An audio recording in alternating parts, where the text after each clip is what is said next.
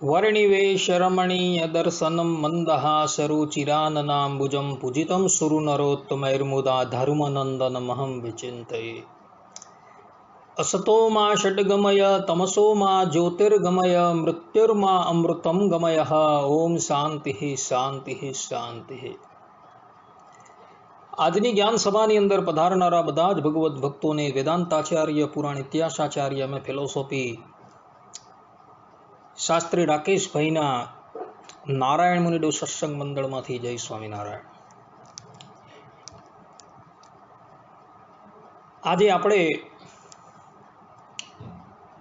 ધર્મકુળના મહિમાની ઉપર થોડી વાત કરીએ, પરંતુ એ પહેલા સંપ્રદાય એટલે કે ઉદ્ધવ સંપ્રદાયનો પરિચય જે છે, આ સંપ્રદાયનું પ્રાગટ્ય કેવી રીતના થયું, એ બધી વાતો પણ જે છે એ વિચાર કરવા લાયક છે ભક્તો।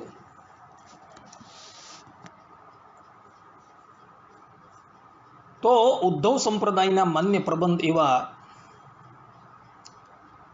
સત્સંગી જીવનની અંદર તથા ભગવાન વેદવ્યાસજી રચિત સ્કંદ પુરાણ વિષ્ણુખંડ વાસુદેવ મહાત્મ્યની અંદર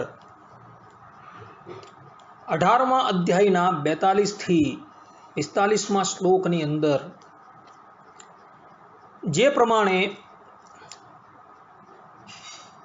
દુર્વાસા ઋષિએ મરીચ્યાદિક મુનિઓ તથા ઉદ્ધવજી અને નરનારાયણ દેવને પોતાનું અપમાન કરવાને લઈને બદ્રિકા આશ્રમની અંદર જે શાપ આપેલો હતો, તેના ફલરૂપે વિક્રમ સંવત 1794માં શ્રાવણવદ અષ્ટમીના દિવસે ઉદ્ધવજી જ રામાનંદ સ્વામી રૂપે પ્રગટ થયા હતા। રામાનંદ સ્વામીના પિતાનું નામ હતું અજય વિપ્ર અને માતાનું નામ હતું સુમિત્રા। પિતા થકી જાતકર્મ ઇત્યાદિ સંસ્કારો પ્રાપ્ત કરી યોગ્ય સમયે યજ્ઞોપવિત ધારણ કરી વેદ વેદાંગના પ્રારંગત પંડિત થયા અને આજ રામ શર્મા એટલે કે રામાનંદ સ્વામી તીવ્ર વૈરાગ્યથી ગૃહનો ત્યાગ કરી પોતાને સાક્ષાત પરબ્રહ્મ પરમાત્મા શ્રી કૃષ્ણના દર્શન કરાવે એવા સદગુરુની શોધ કરતા થકા તીર્થોની અંદર વિચરણ કરતા હતા। એક સમયની વાત છે, તેઓને કેટલાક તીર્થયાત્રીઓ થકી એવા સમાચાર પ્રાપ્ત થયા કે સૌરાષ્ટ્ર પ્રાંતની અંદર આવેલા ગિરિરાજ ગિરનારની તળેટીની અંદર ગોપનાથ મહાદેવના મહંત આત્માનંદ સ્વામી, જે પોતે સંન્યાસી છે, એ એક સિદ્ધ સંત છે અને અષ્ટાંગ યોગ એમણે સિદ્ધ કરેલો છે અને સમાધિનિષ્ઠ છે, અને આ ભૂતલની ઉપર કોઈ સદગુરુ કરવા યોગ્ય કોઈ હોય તો એ આત્માનંદ સ્વામી જ છે। આ પ્રમાણેની વાત સાંભળી રામ શર્માજી છે એ આત્માનંદ સ્વામીની પાસે પધાર્યા। આત્માનંદ સ્વામીએ પણ રામ શર્માને મુમુક્ષુ જાણી સંન્યાસની દીક્ષા આપી અને એમનું નામ રામાનંદ રાખ્યું। અને આ રામાનંદ સ્વામીને આત્માનંદ સ્વામી અષ્ટાંગ યોગનો અભ્યાસ કરાવવા લાગ્યા અને અલ્પકાળની અંદર અષ્ટાંગ યોગના 8 સોપાનો સિદ્ધ કરી રામાનંદ સ્વામી સમાધિનિષ્ઠ થઈ ગયા। અને સમાધિની અંદર જ્યારે એમણે બ્રહ્મ તેજના દર્શન કર્યા, પરંતુ સાકાર શ્રી કૃષ્ણ ભગવાનના દર્શન એમને ન થયા, એટલે એ સમાધિમાંથી બહાર આવ્યા અને ગુરુ પ્રત્યે બોલ્યા કે ગુરુદેવ, અમને સમાધિની અંદર તો કેવલ બ્રહ્મ તેજના દર્શન થઈ જાય છે, પરંતુ અમારે તો સાકાર શ્રી કૃષ્ણના દર્શન કરવા છે। ત્યારે આત્માનંદ સ્વામી બોલ્યા કે હે શિષ્ય, એ નિરાકાર બ્રહ્મ છે એ જ શ્રી કૃષ્ણ છે. સાકાર શ્રી કૃષ્ણ તો છે જ નહીં, એ નિરાકાર જે છે તે જ સાકાર રૂપ ધારણ કરીને ધરાતલ પર આવે છે અને પુનઃ એ નિરાકાર થઈ જાય છે. જ્યાં પોતાના ગુરુ થકી આ પ્રમાણેની વાત સાંભળી એટલે રામાનંદ સ્વામી તો મૂર્છા ખાઈને ધડી પડ્યા. કેટલા સમય પછી મૂર્છામાંથી બહાર આવેલા રામાનંદ સ્વામી ગુરુનો ત્યાગ કરીને ચાલ્યા ગયા અને વિચારવા લાગ્યા કે સાકાર એવા શ્રી કૃષ્ણ ભગવાનના મને દર્શન કરાવે એવા ગુરુ મારે પ્રાપ્ત કરવા છે. અને પુનઃ તીર્થોની અંદર વિચરણ કરતા કરતા તેઓ શ્રીરંગ ક્ષેત્રની અંદર પધાર્યા. શ્રીરંગ ક્ષેત્રની અંદર નિત્ય કાવેરીની અંદર સ્નાન કરી પોતાના નિત્ય કર્મ કરી શ્રીરંગ ક્ષેત્રના મંદિરની અંદર પ્રપન્નામૃતની કથા જ્યાં વંચાતી હતી એ કથાની અંદર તેઓ આવીને નિત્ય બેસતા હતા. એક દિવસની વાત છે, કથાના વક્તાએ એવું કહ્યું કે આચાર્ય રામાનુજ અંતર્ધાયન થયાને આજે લગભગ 800 વર્ષ પૂર્ણ થઈ ગયા છે. છતાં પણ હજુ પણ તેઓ પ્રત્યક્ષ રૂપે શ્રીરંગ ક્ષેત્રની અંદર રહેલા છે અને અધિકારી જનોને એ દર્શન આપે છે. રામાનંદ સ્વામીને ત્યાંના સંતોના સમાગમથી આ વાતની ખાતરી થઈ. ત્યારબાદ રામાનંદ સ્વામી એ રામાનુજાચાર્યજીનો સાક્ષાત્કાર કરવા માટે એમના ધ્યાન પરાયણ થયા. પ્રપન્નામૃત ગ્રંથની અંદર જે પ્રમાણે 108 નામો દ્વારા રામાનુજાચાર્યજીની જે પ્રમાણે સ્તુતિ કરવામાં આવી છે એ સ્તુતિનો એ નિત્ય પાઠ કરતા હતા. અને કેટલાય મહિનાઓના આરાધન પછી રામાનંદ સ્વામીને ચૈત્ર સુદ પંચમીના દિવસે એક સ્વપ્ન આવ્યું. આ ચૈત્ર સુદ પંચમી એ રામાનુજાચાર્યજીના પ્રાગટ્યની તિથિ છે. તે દિવસે સ્વપ્નની અંદર રામાનુજાચાર્યજીએ રામાનંદ સ્વામીને પ્રત્યક્ષ દર્શન આપ્યા અને એમને દીક્ષાથી અલંકૃત કર્યા. સત્સંગી જીવનની અંદર પ્રથમ પ્રકરણના 14, 15 અને 16મા અધ્યાયની અંદર આ બધી જ વસ્તુ વિસ્તારથી જોવા મળે છે. એમાં પણ પ્રથમ પ્રકરણના 14મા અધ્યાયના 45મા શ્લોકની અંદર સતાનંદ સ્વામી પોતે લખે છે, પંચમ્યામ મધુમાસે અથ તસ્ય સ્વપ્નો અભવત પ્રગે. હવે અહીં મૂળ સંસ્કૃત શ્લોકની અંદર સ્વપ્ન શબ્દ છે અને એને લઈને ઉદ્ધવ સંપ્રદાયના કેટલાક અજ્ઞાનીઓ ભ્રાંત લોકો એવું કહેતા ફરે છે કે ભાઈ આ ઉદ્ધવ સંપ્રદાય જે છે એ તો સ્વપ્નનો સંપ્રદાય છે. આવી વાત ઇતર સંપ્રદાયના લોકો નથી કરતા, પરંતુ આપણા સંપ્રદાયની અંદર રહેલા કેટલાક અજ્ઞાની ભ્રાંત સાધુઓ છે, હરિભક્તો છે, એવો આ બધી વાત કરતા જોવા મળે છે. પરંતુ આ પ્રમાણેની વાત કરનારા લોકો જે છે એ લોકોએ શાસ્ત્રોનું અધ્યયન કરેલું જ નથી. ઉદ્ધવ સંપ્રદાયના માન્ય પ્રબંધ એવા આ સત્સંગી જીવનની ઉપર સતાનંદ સ્વામીએ જે પ્રમાણે સુકાનંદ સ્વામીને સત્સંગી જીવનના અર્થ કહ્યા હતા તે જ પ્રમાણે સુકાનંદ સ્વામીએ એના પર ટીકા ભાષ્યની રચના કરી છે. આ ઉપરાંત આચાર્ય વિહારીલાલજી મહારાજે પણ સત્સંગી જીવનની ઉપર ટીકા ભાષ્યની રચના કરેલી છે. તો આ બંને ટીકાઓની અંદર આ સ્વપ્ન શબ્દનો અર્થ જે છે એ સમાધિ કરેલો છે ને એની અંદર મેદીની કોષનું પ્રમાણ લીધેલું છે. ટીકાની અંદર સ્પષ્ટ રૂપે લખેલું છે, સ્વપ્ન સ્વાપે પ્રસુપ્તસ્ય વિજ્ઞાને દર્શને પુમાન ઇતિ મેદીની.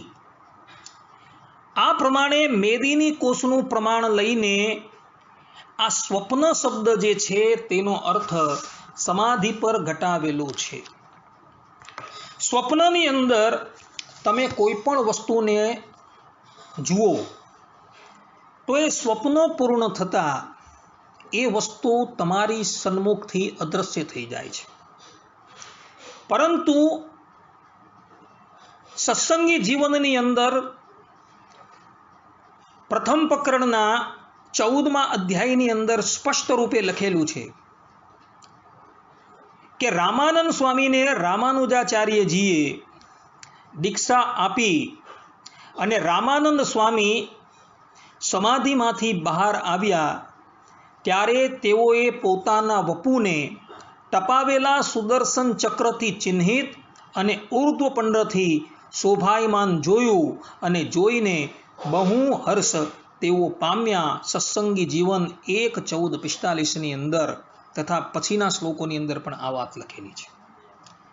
જો સ્વપ્ન થયું હોય તો સ્વપ્નમાંથી જ્યારે મનુષ્ય બહાર આવે ત્યારે એ વસ્તુનો અભાવ જોવા મળે. પરંતુ રામાનંદ સ્વામી સ્વપ્ન એટલે કે સમાધિમાંથી જ્યારે બહાર આવ્યા ત્યારે એમના શરીરની ઉપર રામાનુજ સંપ્રદાયના 12 ઉર્ધ્વપુંડ તિલક, ગળાની અંદર કંઠી અને પોતાના હસ્તની ઉપર સુદર્શન ચક્ર આદિક આયુધોની છાપ એણે જોઈ હતી. અને એને લઈને એ વાત સિદ્ધ થઈ જાય છે કે આ સ્વપ્ન ન હતું પરંતુ સમાધિ હતી. અને સમાધિની અંદર રામાનુજાચાર્યજીએ એમને દીક્ષા આપી અને ત્યારબાદ એમને લક્ષ્મીનારાયણ દેવના દર્શન પણ સમાધિની અંદર રામાનુજાચાર્યજીએ કરાવેલા હતા. આ વાત સત્સંગી જીવનની અંદર 1:14 સ્પષ્ટ રૂપે લખેલી છે. દદર્શમ બ્રહ્મ તેજ આ શબ્દથી કહેવાનો તાત્પર્ય એ છે કે એ સ્વપ્ન ન હતું પરંતુ સમાધિ હતી. ભગવાન સ્વામિનારાયણ આ જ બધી વાત જે છે એ વડતાલના 18મા વચનામૃતની અંદર પણ પોતે કહે છે. ભગવાન સ્વામિનારાયણ વડતાલના 18મા વચનામૃતમાં કહે છે કે રામાનંદ સ્વામી સ્વપ્નમાં રામાનુજ થકી વૈષ્ણવી દીક્ષાને પામ્યા હતા. હવે આ જે ભગવાન સ્વામિનારાયણના જે વચનામૃત જે છે ને એ વચનામૃતની ઉપર સતાનંદ સ્વામીએ સંસ્કૃત કરેલું છે. એટલે કે વચનામૃત નામનો જે પ્રબંધ જે છે એ આખો ગુજરાતીની અંદર છે અને ભગવાન સ્વામિનારાયણે સતાનંદ સ્વામીને એટલે કે પોતાના શિષ્ય સતાનંદ સ્વામીને આજ્ઞા કરી હતી કે આ ગ્રંથ જે છે તેને તમે સંસ્કૃતમાં પદ્યબદ્ધ કરો. અને ભગવાન સ્વામિનારાયણની આજ્ઞા થતાં સતાનંદ સ્વામીએ આ વચનામૃત સંપૂર્ણ પ્રબંધને સંસ્કૃતમાં રૂપાંતર કરેલો છે, જે સંપ્રદાયની અંદર હરિવાક્ય સુધા સિંધુના નામથી ઓળખાય છે. સત્સંગી જીવન પ્રકરણ 5 68મા અધ્યાયના 79મા શ્લોકની અંદર સતાનંદ સ્વામી સ્પષ્ટ રૂપે કહે છે કે ભગવાન સ્વામિનારાયણની આજ્ઞાથી જ દુર્ગપુર આદિક સ્થાનોની અંદર તેઓએ જે દિવ્ય સભા કરેલી હતી અને પોતાના આશ્રિતોને જે વચનામૃતનું પાન કરાવેલું હતું, જેની સંખ્યા 262 છે, જે પ્રાકૃત ભાષાની અંદર હતો અને તેમની જ આજ્ઞાથી અમે એનું સંસ્કૃતમાં અનુવાદ કરેલું છે. તો એની અંદર પણ તરંગ 218ની અંદર શ્લોક 8ની અંદર સતાનંદ સ્વામી પોતે કહી રહ્યા છે, શ્રીરંગાખ્યે મહાક્ષેત્રે સમાદો સગુરોસ્તતઃ પ્રાપ્તમાન વૈષ્ણવીમ દીક્ષામ તસ્ય શિષ્યો ભવામ્યહમ. અર્થાત કે શ્રીરંગ નામના મહાક્ષેત્રમાં સમાધિમાં તે રામાનંદ સ્વામી રામાનુજ ગુરુ થકી વૈષ્ણવી દીક્ષા પ્રાપ્ત કરતા હતા અને રામાનંદ સ્વામીના શિષ્ય અમે છીએ. અહીં તો જે મૂળ પ્રાકૃત પ્રબંધની અંદર વચનામૃતની અંદર જે સ્વપ્ન શબ્દ હતો તેનો અર્થ સતાનંદ સ્વામીએ સીધો સમાધિ જ ઘટાવી દીધો. અને આ હરિવાક્ય સુતા સિંધુની ઉપર ભગવાન સ્વામિનારાયણના પુત્ર આચાર્ય રઘુવીરજી મહારાજે સેતુમાલા ટીકા રચેલી છે અને એ ટીકાની અંદર પણ તેમણે આ સમાધિ શબ્દ જે છે એ માન્ય કરેલું છે. કહેવાનું તાત્પર્ય એ કે હરિવાક્ય સુધા સિંધુની અંદર પણ સ્પષ્ટ રૂપે કહેવાયું છે કે રામાનંદ સ્વામીને સમાધિની અંદર રામાનુજાચાર્યજીએ દીક્ષા આપેલી હતી. એ ઉપરાંત સંપ્રદાયના માન્ય પ્રબંધ હરિદિગ્વિજયની અંદર પણ આ વાત સ્પષ્ટ રૂપે નિત્યાનંદ સ્વામીએ લખેલી છે. હરિદિગ્વિજય ગ્રંથ જે છે ભક્તો એ નિત્યાનંદ સ્વામીએ રચેલો છે ભગવાન સ્વામિનારાયણની આજ્ઞાથી, અને એના એક એક ઉલ્લાસો, એક એક શ્લોકો જે છે એ ભગવાન સ્વામિનારાયણને તેઓએ વાંચી સંભળાવેલા હતા અને માન્ય કરેલા છે. ઉદ્ધવ સંપ્રદાયની અંદર આ ગ્રંથ જે છે એ એક શાસ્ત્રીય ગ્રંથ છે. એમાં બધા શાસ્ત્રાર્થોનો સંગ્રહ કરવામાં આવેલો છે અને શાસ્ત્રાર્થ જે છે એ સામાન્ય લોકોને સમજણ ન પડતો હોવાથી આ ગ્રંથ આપણા સંપ્રદાયની અંદર એનો પ્રસાર અને પ્રચારથી રહિત રહ્યો છે. અર્થાત કે શાસ્ત્રીય વિષય હોવાથી સામાન્ય વ્યક્તિઓને અંદર પ્રવેશ ન હોવાથી આ ગ્રંથનો બહુ પ્રચાર થયો નથી, પરંતુ આ ગ્રંથ સંપ્રદાયનો એક માન્ય પ્રબંધ છે. તો આવા આ ગ્રંથની અંદર હરિદિગ્વિજયના તૃતીય ઉલ્લાસના 25મા શ્લોકની અંદર નિત્યાનંદ સ્વામી પણ સ્પષ્ટ રૂપે કહે છે કે ઇત્યુક્ત્વા અંતર્દધે સાક્ષાત યતીન્દ્ર સો અથ વિસ્મિત લબ્ધમ સમાધૌ તમ સાક્ષાત પ્રણમ્ય વ્ય ચરક્ષિતૌ. અર્થાત કે આ પ્રમાણે રામાનંદ સ્વામીને દીક્ષા આપી જરૂરી સૂચન કહીને સાક્ષાત યતિરાજ શ્રી રામાનુજાચાર્ય અંતર્ધાન થઈ ગયા. તે પછી રામાનંદ સ્વામી આશ્ચર્ય પામી સમાધિમાં મળેલા શ્રી રામાનુજાચાર્યને પ્રત્યક્ષની પેઠે નમસ્કાર કરીને પૃથ્વી પર વિચરણ કરવા લાગ્યા. અહીં પણ નિત્યાનંદ સ્વામીએ સ્પષ્ટ રૂપે કહ્યું છે કે સમાધિમાં મળેલા એટલે એ સ્વપ્ન ન હતું, પરંતુ એ સમાધિ હતી અને સમાધિની અંદર એ રામાનંદ સ્વામી રામાનુજાચાર્ય થકી દીક્ષાને ગ્રહણ કરતા હતા. આ હરિદિગ્વિજયની ઉપર ભગવાન સ્વામિનારાયણના પૌત્ર ભગવત પ્રસાદજી મહારાજે ટીકા ભાષ્યની રચના કરી છે. આ ઉપરાંત આ જ હરિદિગ્વિજયની ઉપર નિત્યાનંદ સ્વામીના શિષ્ય કૃષ્ણ જીવનદાસજીએ પણ ટીકા ભાષ્યની રચના કરેલી છે. ભગવત પ્રસાદજી મહારાજની ટીકાનું નામ છે વિજય દુંદુભી ટીકા અને કૃષ્ણ પ્રસાદજી મહારાજની ટીકાનું નામ છે વિજયાર્થ પ્રકાશિકા. આ બંને ટીકાની અંદર પણ આ બંને મહાનુભાવોએ સમાધિ શબ્દનો જ પ્રયોગ કરેલો છે. એટલે કહેવાનું તાત્પર્ય એ છે કે રામાનંદ સ્વામી રામાનુજાચાર્ય થકી સમાધિની અંદર દીક્ષાને પ્રાપ્ત કરતા હતા. આ સિદ્ધાંત વાત છે. અને આ પ્રમાણેની દીક્ષા જે છે એ કઈ કેવલ ઉદ્ધવ સંપ્રદાયના આચાર્યોએ પ્રાપ્ત કરી એવું નથી ભક્તો. ઇતર સંપ્રદાયના આચાર્યોએ પણ આ પ્રમાણે સમાધિની અંદર દીક્ષાઓ પ્રાપ્ત કરેલી છે. કોઈક દિવ્ય પુરુષોએ પ્રત્યક્ષપણે પ્રગટ થઈને એ લોકોને દીક્ષા આપેલી છે. જેમ કે મહારાષ્ટ્રની અંદર રામાનંદ સંપ્રદાયની જ એક શાખા વારકરી સંપ્રદાય છે. આ વારકરી સંપ્રદાયના આદ્ય આચાર્ય શ્યામચરણ દાસ એક વખત સુખતાલ પધારેલા હતા અને સુખતાલ પધારેલા તે શ્યામચરણ દાસજીને સુખદેવજી મહારાજે દિવ્ય રૂપે પ્રગટ થઈને દીક્ષા મંત્રથી અલંકૃત કરેલા હતા. આ વાત તેમના જ ગ્રંથોની અંદર લખાયેલી છે ભક્તો. આ ઉપરાંત નિમ્બાર્કાચાર્યજીનું પ્રાગટ્ય તમે જુઓ તો 14મી સદીની અંદર છે. તો તેઓને દીક્ષાથી અલંકૃત કોણે કર્યા? તો સનકાદિક ઋષિઓએ કરેલા છે. સનકાદિક ઋષિઓનો કાળ ક્યારનો છે ભક્તો ખબર છે? સનકાદિક ઋષિઓ જ્યારે બ્રહ્માજી પ્રગટ થયા ત્યારે બ્રહ્માજીએ જ્યારે સંકલ્પ કર્યો ત્યારે 4 મુનિઓ જે છે એમના સંકલ્પથી પ્રગટ થયા હતા. આ વાત શ્રીમદ ભાગવતના 3ય સ્કંધની અંદર લખેલી છે. 1 અબજ અને 94 કરોડ વર્ષ પહેલા સનકાદિક લોકો પ્રગટ થયા હતા. અને નિંબાર્કાચાર્યનો કાળ જે છે એ વૈવસ્વત મન્વંતરની 28મી ચોકડીના ચતુર્થ કળિયુગની અંદરનો હતો.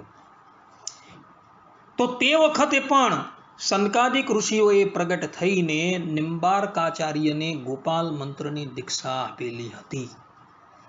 આ ઉપરાંત વલ્ભાચાર્યજી જેમનો કાર્યકાળ જે છે એ 16મી સદી છે. એક વખત તેઓ વૃંદાવન પધારેલા હતા ત્યારે બિલ્વમંગલ નામના એક આચાર્ય જે આજથી 700 વર્ષ પહેલા અંતર્ધાન થઈ ગયા હતા તેઓ વલ્ભાચાર્યજીની સન્મુખ પ્રગટ થાય છે અને એમને શુદ્ધાદ્વૈત મતનું જ્ઞાન આપીને આચાર્ય પદ જે છે એ આપે છે. વલ્ભાચાર્યજીનો કાળ 16મી સદી છે અને બિલ્વમંગલ આચાર્ય જે છે એ અંતર્ધાન થયા અને 700 વર્ષ થઈ ગયા હતા. પરંતુ આચાર્ય શ્રી જ્યારે પ્રગટ થયા ત્યારે પોતાના સંપ્રદાયનું આચાર્ય પદ જે છે એ વલ્ભાચાર્યજીને પધરાવે છે. આ ઉપરાંત રામાનુજ સંપ્રદાયની એક ઘટના છે. રામાનુજ સંપ્રદાયના આચાર્ય યામુનાચાર્યજી હતા એના જે ગુરુ નાથમુનિજી, એ નાથમુનિજીનો કાર્યકાળ જે છે એ 9મી સદી બતાવે છે. તો એક વખત શું થયું કે ભગવાન શ્રીમદ નારાયણની આજ્ઞા થવાથી શ્રી નાથમુનિ જે છે એ તામ્રપૂર્ણ નદીના કિનારે આવેલી કરુકા નગરીની અંદર પધાર્યા અને કરુકા નગરીની અંદર એક આંબલીના વૃક્ષ પાસે તે પધાર્યા. તે આંબલીના વૃક્ષની કોટરની અંદર નાથમુનિથી કેટલાય હજારો વર્ષ પૂર્વે જે ષટકોપર આચાર્ય જે હતા જે થઈ ગયા હતા તેના દિવ્ય રૂપે એમને ત્યાં આંબલીની કોટરની અંદર દર્શન થયા છે.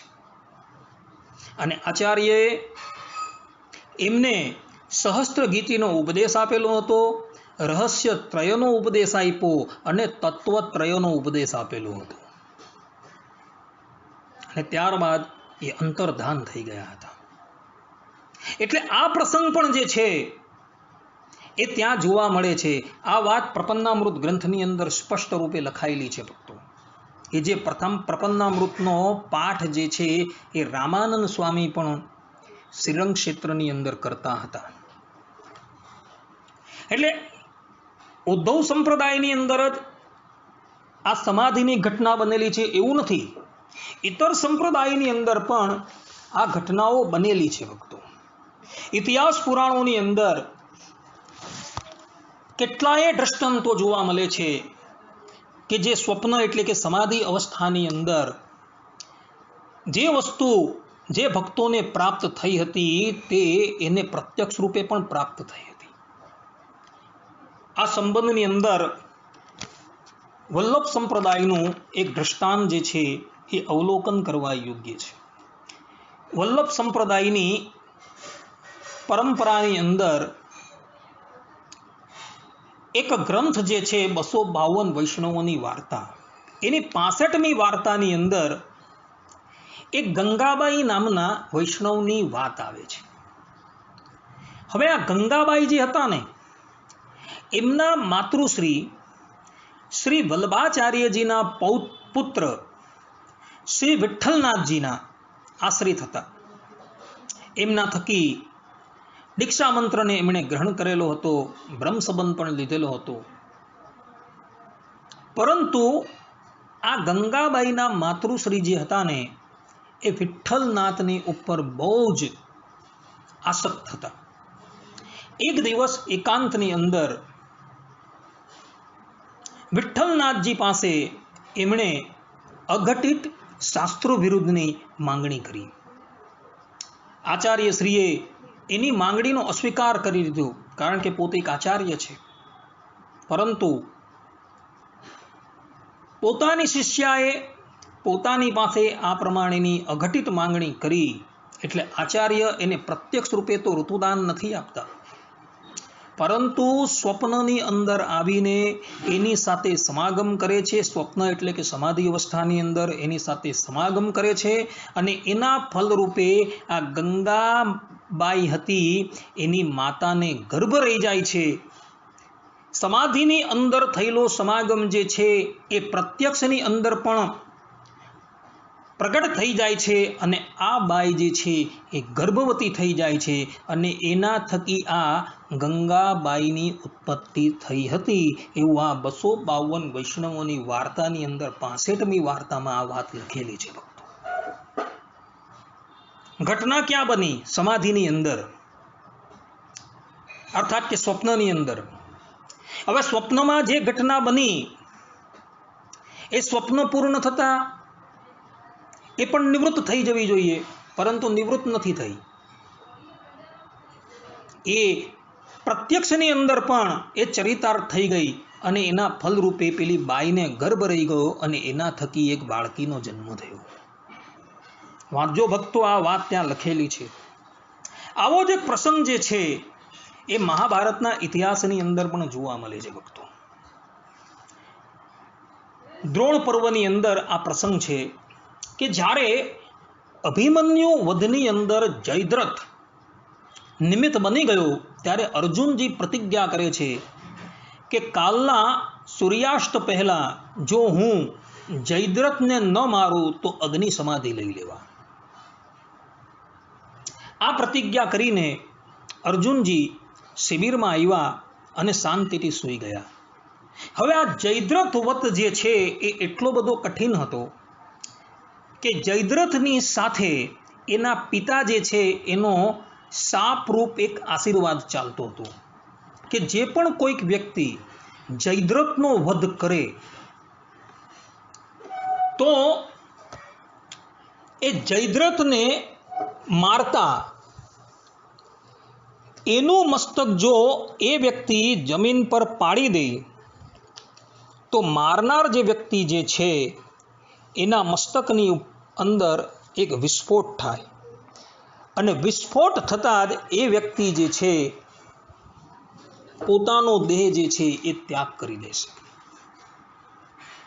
હવે આ વાતની ખબર અર્જુનજીને તો ન હતી.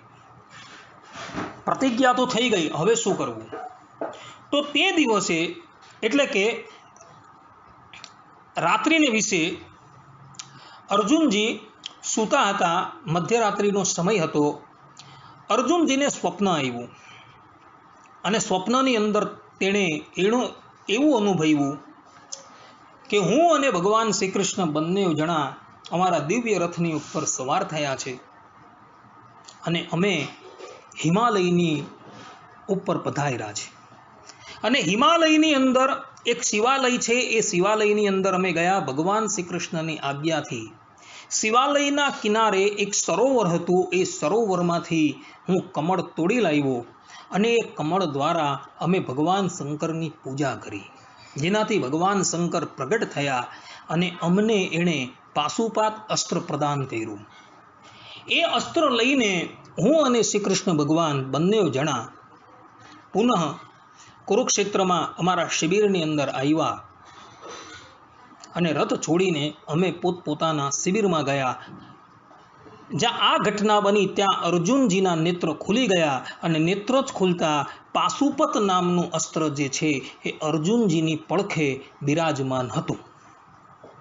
હવે આ આખી ઘટના જે છે એ સમાધિની અંદર એટલે કે સ્વપ્નમાં બનેલી છે. સ્વપ્નમાં બનેલી ઘટના જે છે એ સ્વપ્ન નિવૃત્ત થઈ જતા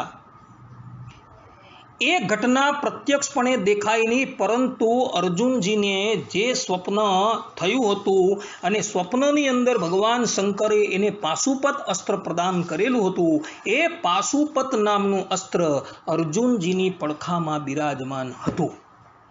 અને જેને લઈને અર્જુનજી હતા એ નિશ્ચિંત થઈ ગયા કે હવે જયદ્રથને મારવાની અંદર કોઈ પણ જાતનો વાંધો નથી, કારણ કે આ અસ્ત્ર મારી પાસે આવી ગયું છે અત્યારે.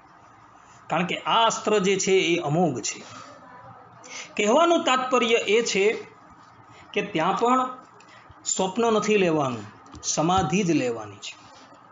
એટલે સમાધિની અંદર જે પણ કંઈક વસ્તુ ઘટી એ પ્રત્યક્ષની અંદર અર્જુનજીએ પણ અનુભવી, ગંગાબાઈના માતૃશ્રીએ પણ અનુભવી અને રામાનંદ સ્વામીએ પણ અનુભવી. આવો જ એક પ્રસંગ જે છે એ ભક્ત ચિંતામણીની અંદર પણ જોવા મળે છે.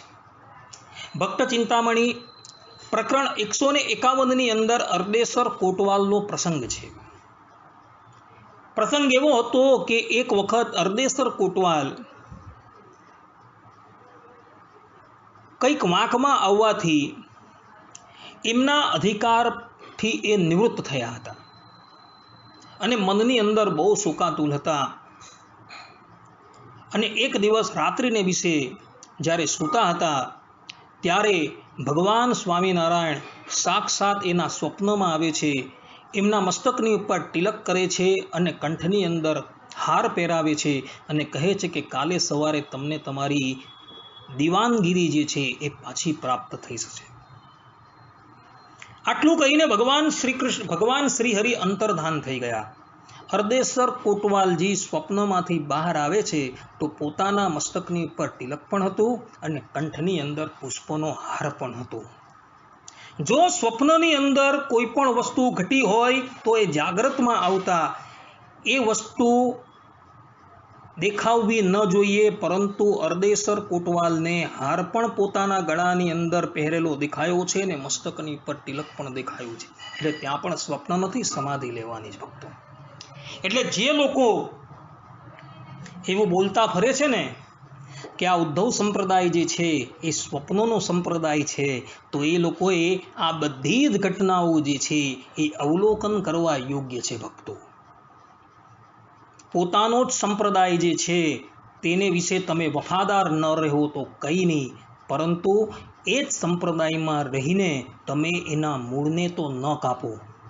ભગવાન શ્રી હરિ આવા ભક્તોની ઉપર કે આવા સંતોની ઉપર ક્યારેય પણ રાજી નથી થવાના. ઇતર સંપ્રદાયની અંદર પણ આ બધી ઘટનાઓ બનેલી છે ને તેના અનુયાયીઓ ક્યારેય પણ આવી વાતો કરતા જોવા મળતા નથી.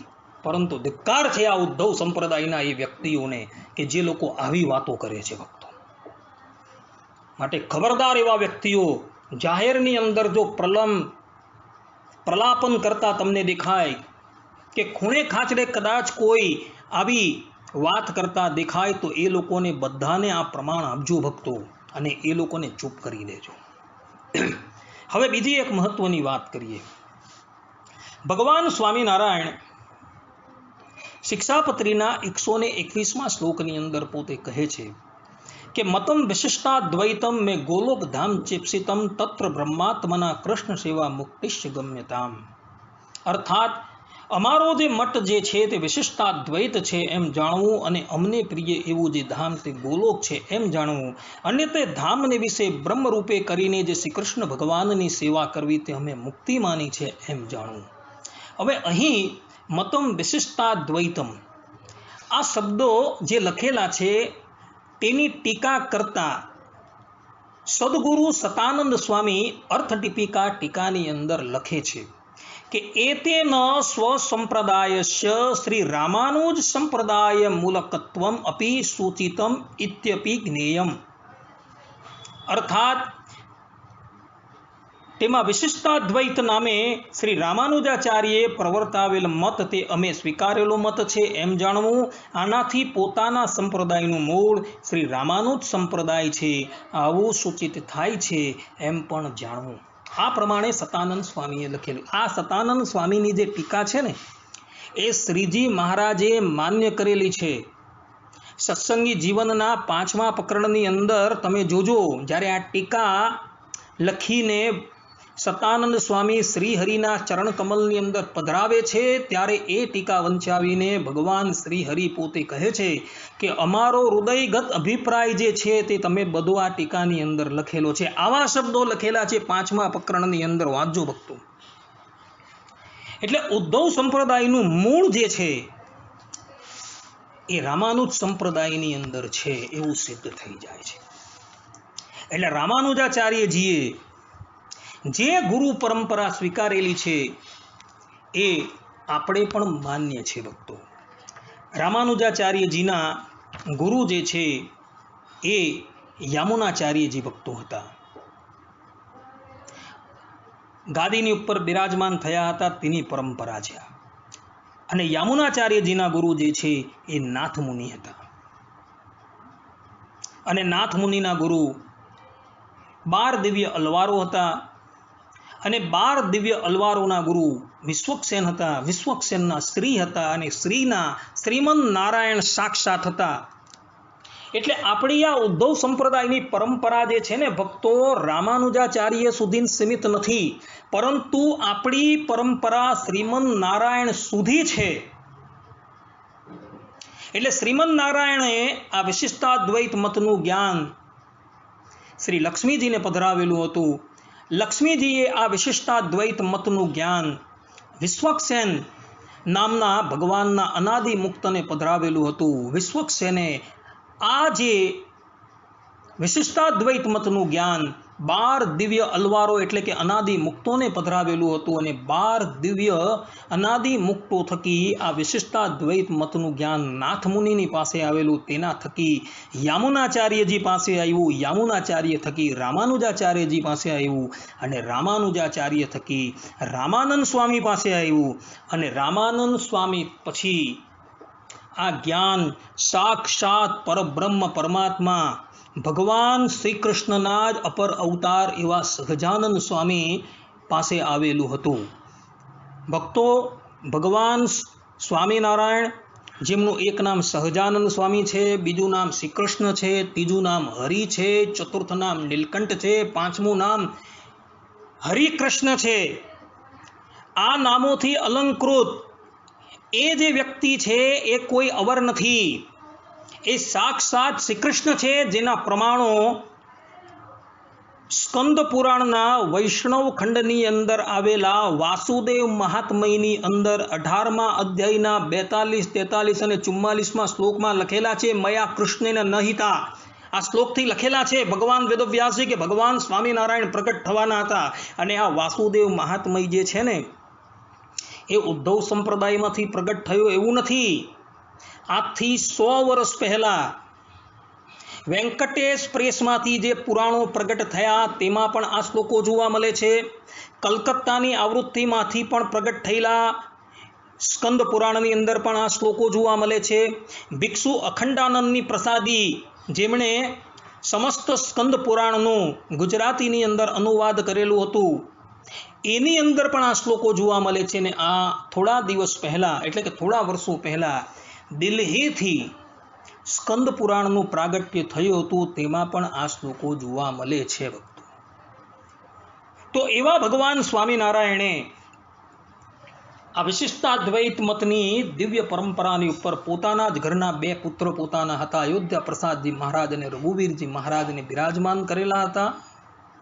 અને એ પરંપરાની અંદર અત્યારે ઉત્તર દેશ નરનારાયણ દેવની પવિત્ર ગાદીની ઉપર પરમ પૂજ્ય સનાતન ધર્મ ધુરંધર 1008 કૌશલેન્દ્ર પ્રસાદજી મહારાજ બિરાજમાન છે.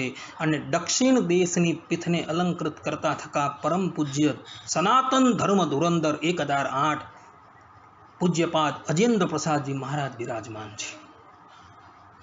તો એ લોકોની પાસે એ વિશિષ્ટાદ્વૈત મતનું જ્ઞાન જે છે અત્યારે સુરક્ષિત છે. અને દિવ્ય મંત્રો આપેલા તે પણ સુરક્ષિત છે અત્યારે.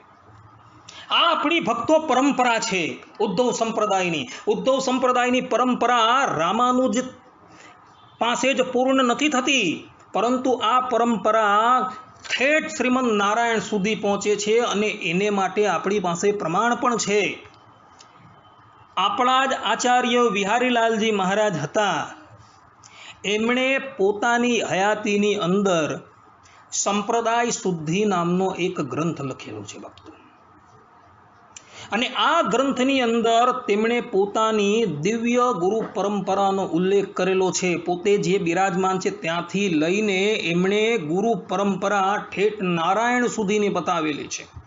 અને આ સંપ્રદાય શુદ્ધિ ગ્રંથની અંદર તેમણે બધા જ પોતાના પૂર્વ આચાર્યોના જીવન ચરિત્ર સંસ્કૃતની અંદર ઉલ્લેખ કરેલા છે. આ સંપ્રદાયનો માન્ય પ્રબંધ જે છે એ અત્યારે પણ વડતાલની લાઇબ્રેરીની અંદર હસ્તલિખિત પ્રત રૂપે સુરક્ષિત જોવા મળે છે ભક્તો. તો એની અંદર આપણી ગુરુ પરંપરાનો આખો ઉલ્લેખ બતાવેલો છે. અને આ જ ગુરુ પરંપરાને ભારત વર્ષના અને ઉદ્ધવ સંપ્રદાયના એક માન્ય પંડિત કૃષ્ણ વલ્લભાચાર્યજીએ પણ પોતાના સ્વામિનારાયણ વેદાંત સારની અંદર સંપ્રદાય પરિચયની અંદર આ જ ગુરુ પરંપરાને આદરથી ઉલ્લેખ કરેલી છે. અને આ જ પરંપરાને ઉદ્ધવ સંપ્રદાયના એક મહાન પંડિત શાસ્ત્રી હરિજીવનદાસજીએ પોતે રચેલ માનમય પ્રકાશિકાની અંદર પણ આ જ ગુરુ પરંપરાને એમણે સ્થાન આપેલું છે. કહેવાનું તાત્પર્ય એ છે કે ઉદ્ધવ સંપ્રદાયની આ પવિત્ર ગુરુ પરંપરા જે છે ને એ રામાનુજાચાર્ય સુધી જ નથી, પરંતુ એમના પૂર્વાચાર્યો લગીન આ ગુરુ પરંપરા પહોંચે છે. એટલે જ માટે આપણા સંપ્રદાયની અંદર વૃદ્ધોની પરંપરામાંથી એક શ્લોક જે છે એ ચાલ્યો આવે છે. અને આજે પણ જ્ઞાન વૃદ્ધો પ્રાતઃકાળે ઊભા થઈને આ શ્લોક દ્વારા પોતાની ગુરુ પરંપરાનું સ્મરણ કરે છે ભક્તો. એ શ્લોક છે, સ્વ આચાર્યમ તદ્ગુરુંશ્ચાપ્યથ મુનિ વિનિતુમ સ્વામિનારાયણમ શ્રી રામાનંદમ યતીન્દ્રમ ગુરુમથ ચ મહાપૂર્ણકમ યામુનેયમ શ્રી રામમ પદ્મનેત્રમ ગુરુકુલમહિતમ નાથમાદ્યમ શઠારીમ વિશ્વક્ષેનમ શ્રિયમ ચ શ્રી તદુરિતરહરમ નૌમી નારાયણં ચ.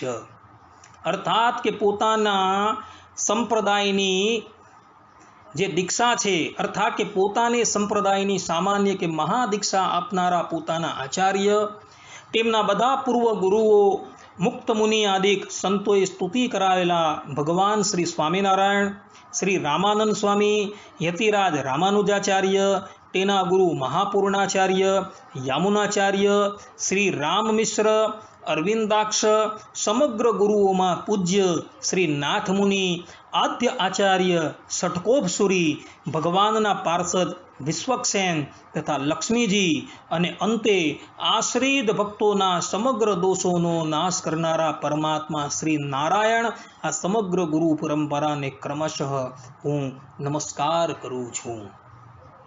આ પ્રમાણેનો શ્લોક જે છે એ આજે પણ આપણી વૃદ્ધોની પરંપરાની અંદર પ્રાતઃકાળે બોલવામાં આવે છે. અને આમ કરી તે લોકો એવું કહેવા માગે છે કે આ ઉદ્ધવ સંપ્રદાયની પરંપરા જે છે એ ઠેઠ શ્રીમદ નારાયણ સુધી પહોંચે છે. ભક્તો, વિશિષ્ટાદ્વૈત મત જે છે ને એની બે શાખાઓ છે. મૂળ રામાનુજ સંપ્રદાય છે એમાંથી બે શાખા પડેલી છે. એમાં પ્રથમ શાખા રૂપે રામાનંદ સંપ્રદાય છે અને દ્વિતીય શાખા રૂપે ઉદ્ધવ સંપ્રદાય છે, જેને આપણે સ્વામિનારાયણ સંપ્રદાય કહીએ છીએ. અને આ રામાનંદ સંપ્રદાયમાંથી જ એક બીજી શાખા પડેલી છે જેને કહેવામાં આવે છે વારકરી સંપ્રદાય, જે મહારાષ્ટ્રની અંદર જોવા મળે છે. એટલે રામાનુજાચાર્યથી જે પરંપરા શરૂ થઈ એ પરંપરાની અંદર આ શાખાઓ જોવા મળે છે. જે પ્રમાણે નિમ્બાર્ક સંપ્રદાય છે, નિમ્બાર્ક સંપ્રદાયની બીજી એક શાખા જે છે એ વૃંદાવનની અંદર પણ જોવા મળે છે, જેને ટટ્ટી સંપ્રદાય કહેવામાં આવે છે. આ ટટ્ટી સંપ્રદાયનું પ્રાગટ્ય કરનારા હતા હરિદાસજી, જેમનું સેવ્ય સ્વરૂપ બાંકે બિહારી હાલ વૃંદાવનની અંદર બિરાજમાન છે. અને એ ગાદીની ઉપર પણ મૃદુલ કિશોર નામના આચાર્ય અધ્યાપી વિરાજમાન છે. કહેવાનું તાત્પર્ય એ છે ભક્તો કે ઉદ્ધવ સંપ્રદાય જે છે એની પરંપરા જે છે એ રામાનુજ સંપ્રદાયથી જોડાયેલી છે અને રામાનુજ સંપ્રદાયના જેટલા પણ પૂર્વાચાર્યો જે છે તેને ઉદ્ધવ સંપ્રદાયે માન્ય કરેલા છે. એટલે કેટલાક અણસમજુઓ એવું કહેતા ફરે છે કે રામાનુજ સંપ્રદાયની આ ઉદ્ધવ સંપ્રદાય જે છે એ શાખા છે, એવું ક્યારેય પણ ન કરવું. તે લોકોની બધી જ વાત જે છે એ કેવલ એકડા વગરના મીંડા જેવી છે. કારણ કે આ સંપ્રદાયના એક મહાન આચાર્ય વિહારીલાલજી મહારાજે સંપ્રદાય શુદ્ધિની અંદર સ્પષ્ટ રૂપે પોતાની ગુરુ પરંપરાનો ઉલ્લેખ કરતા એ ગુરુ પરંપરાને શ્રીમદ નારાયણ સુધી પહોંચાડેલી છે ભક્તો. કારણ કે આ સંપ્રદાયનું મૂળ જ જે છે એ રામાનુજ સંપ્રદાય છે એવું શિક્ષાપત્રી અર્થ ટીપિકામાં સ્પષ્ટ રૂપે લખેલું છે. એટલે રામાનુજાચાર્યજીએ પોતાના જે ગુરુનો ઉલ્લેખ કરેલો છે એ ગુરુ ઉદ્ધવ સંપ્રદાય વાળાઓએ પણ માન્ય કરેલો છે એમ સિદ્ધ થઈ જાય છે. અને એ જ ભગવાન સ્વામિનારાયણે પોતાના ઉત્તરાધિકારી તરીકે પોતાના ભાઈના 2 દીકરાઓને પોતાની ઉદ્ધવ સંપ્રદાયની ગાદીની ઉપર બિરાજમાન કરેલા હતા. એ વાત સંપ્રદાયની અંદર પ્રસિદ્ધ છે. પરંતુ સમયનો અભાવ હોવાથી આપણે આ પ્રવચન જે છે એ અહીં જ પૂર્ણ કરીએ છીએ. હવે પછીના પ્રવચનની અંદર ભગવાન સ્વામિનારાયણે જે પ્રમાણે પોતાની ગાદીની ઉપર પોતાના બંને પુત્રોને નિયુક્ત કર્યા તેના પ્રસંગની આપણે ચર્ચા કરશું. અને એની સાથે સાથે આપણે શાસ્ત્રોની અંદર જે પ્રમાણે ગુરુનું મહાત્મય ગવાયું છે તેની ચર્ચા કરશું. અને અંતે આપણે એટલે કે પ્રવચનના અંતે આપણે ધર્મકુળનો મહિમા જે છે એનો વિચાર કરશું. ત્યાં લગીન બધા જ ભગવત ભક્તોને હેતપૂર્વક જય સ્વામિનારાયણ. સર્વે સંતો નિરામયઃ, સર્વે સુખીનો ભવંતુ, સર્વે ભદ્રાણી પશ્યંતુ, મા કશ્ચિત દુઃખભાગ ભવેત. અસ્તુ. જય